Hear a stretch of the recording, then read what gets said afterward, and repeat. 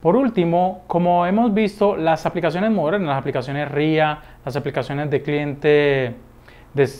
enriquecido, las aplicaciones móviles dependen dentro de su arquitectura de servicios. O sea, por lo general, para la sincronización de los datos y para el procesamiento de los datos se van a requerir servicios que permitan la interacción o permitan la comunicación con el backend o con la parte del servidor. De allí nos lleva al último tipo de aplicaciones dentro de esta categorización, que son las aplicaciones de servicios, o sea, aplicaciones que ofrecen su funcionalidad a través de interfaces que son expuestas por medio de tecnología, ya sea web o tecnologías que permitan esa comunicación o ese procesamiento distribuido de las aplicaciones. Los servicios entonces o las aplicaciones de servicios no van a tener interfaz de usuario, sino que siempre van a ofrecer su funcionalidad por medio de estas interfaces ya conocidas. Entonces, por lo general, las aplicaciones de servicios se utilizan como base de una orquestación o de una coreografía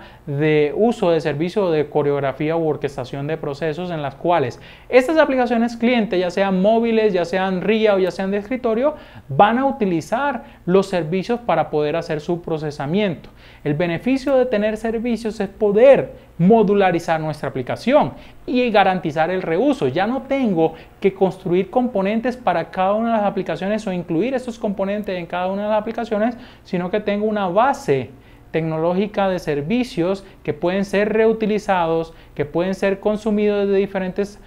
aplicaciones y que pueden ser independientes de la tecnología de la cual se va a consumir. Entonces, con estos tipos de aplicaciones de servicios, podemos tener una base o una columna inicial para lo que es una arquitectura orientada a servicios sin llegar a ser arquitectura SOA, que ese es un tema un poco más extenso que vamos a ver también en Archisoft 90.